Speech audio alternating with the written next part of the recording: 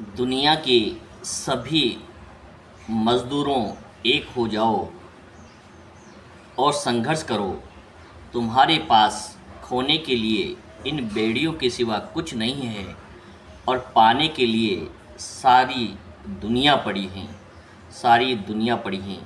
ये शब्द हैं कार्ल मार्क्स के, जिसने इस दुनिया के अंदर समरसता, इक्वलिटी और समानता लाने के लिए सबसे पहले पहल की और पूंजीवादी व्यवस्था पर प्रहार किया और समाजवादी व्यवस्था लाने का प्रयास किया।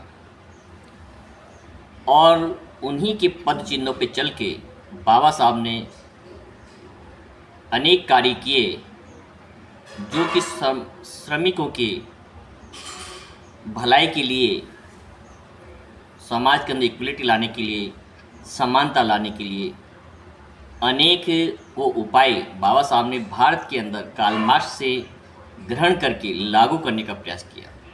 जब बाबा साहब भारत के अंदर श्रम मंत्री रहे, जब लेबर मिनिस्टर बने, तो उन्होंने वो अनेक कानून बनाए जिनके द्वारा देश के अंदर श्रमिकों को भी एक सम्मान की दृष्टि से देखा जाने लगा। इससे पहले वो दौर था जब भारत के अंदर सामंतशाही शासन व्यवस्थाएं चला करती थी और जितने भी श्रमिक थे उन्हें एक नौकर, एक दास मानकर उनके साथ अत्याचार किया जाता था। न उनके लिए काम के कोई निर्धारित घंटे थे, मालिक की जितनी मर्जी चाहे उतनी घंटे उनसे मजदूरी कराया करते थे और उनकी दया में जो आए वो उन्हें मेहनताना दिया करते थे। ऐसी विकट स्थिति के अंदर बाबा साहब को अंग्रेज़ों के रहते हुए लेबर मिनिस्टर बनने का अवसर मिला और देश आज़ाद हुआ, तो वहाँ भी उन्हें कानून मंत्री और लेबर मिनिस्टर बनने का अवसर सरकार में मिला। तो आज हम सभी देशवासियों को 1 मई हैं और श्रमिक दिवस की हार्दिक शुभकामनाएं और बधाई देते हैं। मित्रों, आप और हम सभी इस देश के अंदर श्रमिक हैं। हो सकता है कि आप निजी क्षेत्र में कार्य कर रहे हों और हम सरकारी क्षेत्र में कार्य कर रहे हों, लेकिन हम सरकारी श्रमिक हैं, आप निजी क्षेत्र के श्रमिक हैं। आप छोटे श्रमिक हो सकते हैं, आप बड़े श्रमिक हो सकते हैं, हो सकते हैं आप बहुत बड़े अधिकारी हों, लेकिन आपको भी आपके शीर्ष अधिकारी के आदेश को मानना अनिवार्य है। सरकार के आदेशों को मानना, पालन करना सरकारी कर्मचारी का कर्तव्य है। तो निश्चित रूप से इस देश में प्रत्येक व्यक्ति जो भी कार्य कर रहा है, वो हर व्यक्ति एक कर्मचारी हैं, श्रमिक हैं। तो आज के दिन यदि हम बाबा साहब को याद नहीं करते हैं और बाबा साहब के उन कार्यों को नहीं याद करते हैं, जो कि इस बहुसंख्यक समाज जो श्रमिक वर्ग हैं उसे मुक्त कराने के, सामंतवादी व्यवस्था से मुक्त कराने के लिए, समाजवाद लाने के लिए भरसक प्रयास किए गए, आज उन पर हम विस्तार से चर्चा करने का प्रयास करेंगे। बाबा साहब ही वो मसीहा थे जिन्होंने देश के अंदर श्रमिकों के हित के लिए कार्य किया और उनकी आवाज़ को सामंतशाही शासन व्यवस्था के सामने उठाया। अब चाहे वो अंग्रेज़ों की शासन व्यवस्था रही हो या भारतीयों की आज़ादी के बाद निजी व्यापारियों के शासन व्यवस्था रही हो या सरकार की व्यवस्था रही हो, सब में मज़दूरों को भागीदार बनाने का भरसक प्रयास किया और उनके हक और अधिकार एक मानव होने के कारण जो मिलने चाहिए वो सब अधिकार दिलाने का काम बाबा साहब ने किया। हम क्रमवार पढ़ते हैं और समझने का प्रयास करते हैं कि बाबा साहब के प्रति हमें क्यों कृतज्ञ होना चाहिए, उनका ऋणी रहना चाहिए, क्योंकि यदि वो नहीं होते तो आज भी इस देश के अंदर वही व्यवस्थाएं चल रही होती और फिर वापस लौट कर उसी दौर में हम जा रहे हैं। आज फिर से सरकारें ये बात कर रही हैं कि व्यक्ति को 12 घंटे और 15 घंटे काम करने चाहिए। कई बड़े बड़े विशेषज्ञ ये प्रस्ताव रख चुके हैं कि व्यक्ति को 15 घंटे काम करना चाहिए और सातों दिन काम करना चाहिए। तो आज हम विस्तार से बाबा साहब के उस योगदान को पढ़ने का प्रयास करेंगे। बाबा साहब ने पहले बार इस देश के अंदर जो 12 घंटे काम करवाया जाता था, कारखानों के अंदर, मिल के अंदर, यहाँ तक कि खेतियों के अंदर, खेती के अंदर भी किसानों के द्वारा जो सामंत लोग थे, पूंजीपति लोग थे, वो अपने व्यापार के अंदर प्रत्येक कर्मचारी से 12 से 15 घंटे काम करवाया करते थे और पूरे 7 दिन सप्ताह भर उन्हें काम करना होता था। 365 दिन निरंतर काम करना होता था। जिस दिन भी वो कोई अवकाश लेते उस दिन का उनका वेतन काटा जाता था। समय से पूर्व वो नहीं जा सकते थे। तो बाबा साहब ने देखा कि तो पशुवत व्यवस्था है, व्यक्ति पैसा तो कमा रहा है लेकिन वो पैसे का उपयोग यदि नहीं कर पा रहा है परिवार में, अपने व्यक्तिगत जीवन पे, अपने स्वास्थ्य पर, तो ऐसे पैसे की अहमियत क्या है। तो बाबा साहब ने लेबर मिनिस्टर होते हुए 1946 में जब लेबर मिनिस्टर थे तो उन्होंने 48 में एक न्यूनतम मजदूरी कानून अधिनियम पारित किया, जिसमें हर मिल मालिक को, प्रबंधक को ये निर्धारित करना होता था कि उनकी कारखाने में काम करने वाले व्यक्ति को न्यूनतम कितना वेतन दिया जाना अनिवार्य है। अधिकतम उसकी योग्यता के अनुसार ज़्यादा दिया जाना चाहिए, लेकिन न्यूनतम जो सीमा है वो बाबा साहब ने लागू करवाई। बाबा साहब ने जो मजदूरों से 12 घंटे 15 घंटे काम किए जाते तो उन्हें एक निर्धारित कानून बनाकर, लेबर कानून बना करके 8 घंटे फिक्स किया कि कोई भी मिल मालिक अपने मजदूरों से 8 घंटे से ज़्यादा काम नहीं कर सकता है, और यदि 8 घंटे से अतिरिक्त काम करेगा तो उसे अतिरिक्त वेतन देना पड़ेगा, जिसे कारखानों के अंदर लागू किया गया। और जो व्यक्ति रात्रि को काम करता था, अतिरिक्त 8 घंटे के बाद जो काम करता था, उसे अतिरिक्त वेतन देने का प्रावधान किया गया। बाबा साहब ने कहा कि प्रत्येक व्यक्ति को सप्ताह में एक दिन सवैतनिक अवकाश दिया जाना चाहिए, तभी वो उस दिन उस पैसे का उपयोग अपने परिवार के विकास पर कर सकेगा, उसके साथ जीवन जीने के लिए कर सकेगा, मानव के जो आवश्यकताएं उसे पूर्ण कर पाएगा। तो प्रत्येक कारखाने मालिक को, हर व्यावसायिक कारखाना वालों को या हर व्यापारी को ही पाबंद कर दिया गया कि अपने मजदूरों को, अपनी जो लेबर्स होती हैं, उन्हें एक दिन का सवैतनिक अवकाश प्रत्येक जगह कारखाने में दिया जाना अनिवार्य होगा। और यही नियम सरकारी कार्यालयों में भी लागू किए गए।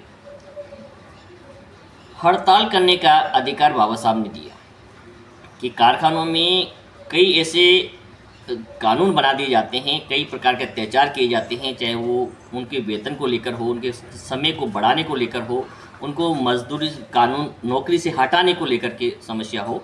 तो ऐसे अत्याचारी कानूनों का विरोध करने का अधिकार बाबा साहब ने मजदूरों को दिया। और उन्होंने कहा वो प्रत्येक व्यक्ति जो मजदूर हैं, कारखाने मालिक के खिलाफ, अपने मालिक के खिलाफ हड़ताल करने का अधिकार उसे दिया गया, जिससे कि वार्ता हो सके मिल मालिक और मजदूरों के बीच में और उनका समाधान किया जा सके। इस समाधान के लिए बाबा साहब ने देश के अंदर ट्रेड यूनियन को मान्यता दी और हर कारखाने के अंदर एक मान्यता प्राप्त ट्रेड यूनियन का गठन किया गया, जिसका काम ये होता था कि मजदूरों की समस्याओं को अपने मालिक के सामने उठाना और उसका समाधान कराना, भी जो भी उचित उपाय हो सकता है उसे उपलब्ध लागू करवाने का कार्य ट्रेड यूनियन का था। बाबा साहब ने जितनी भी कारखाने थे, सरकारी कार्यालय थे, वहाँ पर पीएफ की योजना कर्मचारी को लागू की। उनके वेतन का 10% हिस्सा काट करके पीएफ एक फंड के अंदर जमा किया जाता है और 10% हिस्सा ही उनके मालिकों के द्वारा जमा किया जाता है। वो राशि उन्हें सेवानिवृत्ति के समय उपलब्ध कराई जाती है। बाबा साहब ने ही हर कर्मचारी को, चाहे वो राजकीय कर्मचारी हो या निजी क्षेत्र में हो, उसे सीएल और एचपीएल की सुविधा उपलब्ध कराई, क्योंकि काम प्रत्येक व्यक्ति के पड़ सकता है, हर व्यक्ति बीमार हो सकता है। तो उस स्थिति में उन्हें अवकाश लेने की आवश्यकता पड़ती है, तो अवकाश में उनका वेतन न काटा जाए, ये व्यवस्था बाबा साहब ने ही लागू की। बाबा साहब ने ईएसआई की योजना लागू की, जिससे अंदर यदि श्रमिक को कभी बीमार पड़ जाते हैं, उसके परिवारजन कोई बीमार पड़ जाते हैं, उनका निःशुल्क इलाज करवाया जाए। तो ईएसआई की व्यवस्थाएं बाबा साहब की ही देने से देश के अंदर जो जगह जगह हर शहर में ईएसआई हॉस्पिटल आप देख पाएंगे वो मिलते हैं।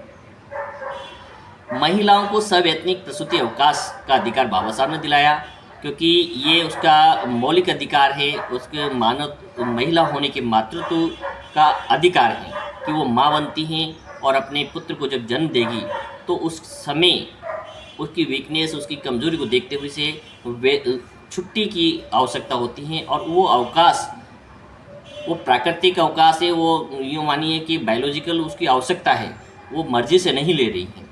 तो ऐसी छुट्टियों के लिए उन्हें वेतन दिया जाना चाहिए, तभी वो अपने बच्चों का पालन पोषण ठीक से कर पाएगी, अपने परिवार का ध्यान रख पाएगी। तो महिलाओं को जो सवेतनिक प्रसूति अवकाश, मैटरनिटी लीव जो दी जाती हैं, वो बाबा साहब की बहुत बड़ी देन है।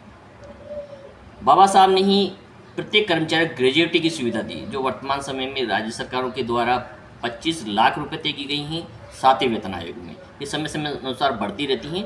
जो हर कार्यालय के अंदर ये कहा गया है, जितनी साल व्यक्ति सेवाएं देगा उतने महीनों का वेतन उसे ग्रेजुएटी के रूप में अपने रिटायरमेंट पे, सेवानिवृत्ति के समय दिया जाएगा। दिवाली पे जो बोनस दिया जाता है, बाबा साहब ने कहा कि अतिरिक्त उत्पादन का जो लाभांश है, जो भी कोई प्रोडक्ट पैदा करते हैं, कोई चीज़ उत्पादन करते हैं, उसमें लागत का पैसा अलग होता है और मजदूर की का वेतन अलग होता है और मालिक का लाभांश अलग होता है। उसके अतिरिक्त जो प्रॉफिट होता है उसमें कर्मचारियों का भी हिस्सा बनता है और इसलिए उनका अधिकार है कि दिवाली पे उसमें से लाभांश का कुछ हिस्सा, जैसे 8% तय किया गया था, 8.33, और आगे चल के इसे अलग अलग दर पे दिया गया। और ये जो राजकीय कर्मचारियों को भी दिया जाता है, तो दिवाली पे जो बोनस की व्यवस्था है, जिससे कि दिवाली का जो त्यौहार है कर्मचारी ठीक से मना सकें, अपने परिवार के साथ खुशियों के साथ उसको सेलिब्रेट कर सकें। तो दीपावली पे दिया जाने वाला जो बोनस की व्यवस्था है वो बाबा साहब की ही देन है। इस प्रकार से हम देखें कि बाबा साहब को याद करना इस अवसर पर, लेबर डे जो आज हैं आपका, जो श्रमिक दिवस हैं, तो इस समय कार्ल मार्क्स को पढ़ना और बाबा साहब को पढ़ना बहुत ही अनिवार्य है कि ये दो महापुरुष थे दुनिया के अंदर जिन्होंने पहली बार कर्मचारियों का पक्ष लिया और श्रमिकों के विकास के लिए एक से एक योजनाएं ला के दी। कार्ल मार्क्स का कहना था कि सदियों से ही दो वर्ग रहे हैं दुनिया में, एक सामंत, एक मालिक और एक सेवक। और मालिक कभी नहीं चाहता है कि उसके नौकर उसके बराबर आ जाए, हमेशा उसकी दया पर जिंदा रहें, इस प्रकार का माहौल चाहते थे। और नौकर हमेशा चाहते थे कि वो भी इतना पैसा कमा सकें कि सम्मान का जीवन जी सकें। इस समस्याओं का समाधान करने के लिए जो कार्ल मार्क्स ने थ्योरी दी वह है समाजवाद।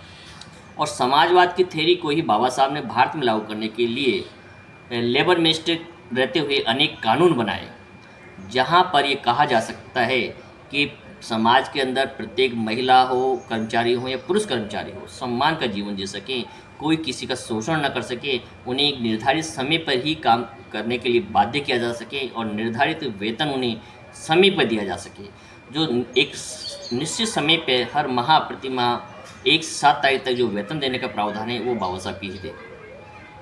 अन्यथा पहले राजा महाराजाओं के ज़माने में साल में एक बार उनका हिसाब हुआ करता था और पूरे वर्ष भर व्यक्ति उनकी दया पर जिंदा रहता था। लेकिन बाबा साहब ने एक कानून बना करके प्रत्येक श्रमिक को एक मजबूत बनाया अपने हक और अधिकार के लिए। यदि उसका कहीं भी उनके अधिकारों का हनन होता है, चाहे निजी क्षेत्र हो चाहे राजकीय क्षेत्र हो, वो अपनी आवाज़ उठा सकता है, कानून का सहारा ले सकता है, अदालत में जा सकता है। बिना सूचना के किसी भी कर्मचारी को कोई भी मिल मालिक या कोई भी कंपनी उसे अपने रोज़गार से नहीं हटा सकती है। उसे 30 दिन पहले नोटिस देना होगा, 3 माह का वेतन देना होगा और उसके बाद ही उसे उसके पद से हटाया जा सकता है। बिना कारण के किसी को परेशान नहीं किया जा सकता है। उसके जो हक और अधिकार है उसे समय समय पर मिलने चाहिए, उसका उचित वेतन उसे मिलना चाहिए। तो बाबा साहब का और कार्ल मार्क्स का वर्णन हम इस समय इसलिए करना चाहते हैं कि इन महापुरुषों ने जो सपना देखा उसे हम कितना लागू होता हुआ देख पा रहे हैं। आज फिर से दौर चल पड़ा है कि जो निजीकरण की ओर व्यवस्थाएं जा रही हैं। और प्राइवेट सेक्टर में जो संसाधन जा रहे हैं, जो नए कारखाने उठ रहे हैं, ये जो मजदूर की जो संख्या है, ये माने कि निजी क्षेत्र में बढ़ती जा रही है, तो वहाँ पर कार्य के घंटों को 8 से बढ़ा करके कई स्टेट में 12 घंटे किया जा चुका है। और धीरे धीरे कई उद्योगपतियों का ऐसा प्रस्ताव है कि सरकार इस प्रकार के कानून बनाए कि प्रत्येक कर्मचारी को 12 घंटे काम करना अनिवार्य कर दिया जाए। और कई तो ये कहते हैं कि सप्ताह में एक दिन का जो अवकाश दिया जाता है वो भी समाप्त किया जाना चाहिए।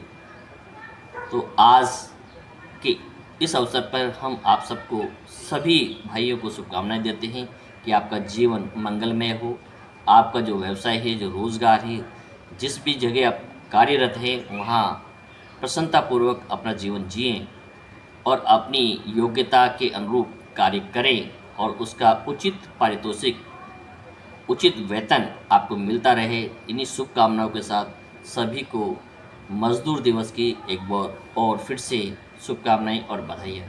जय हिंद, जय भारत।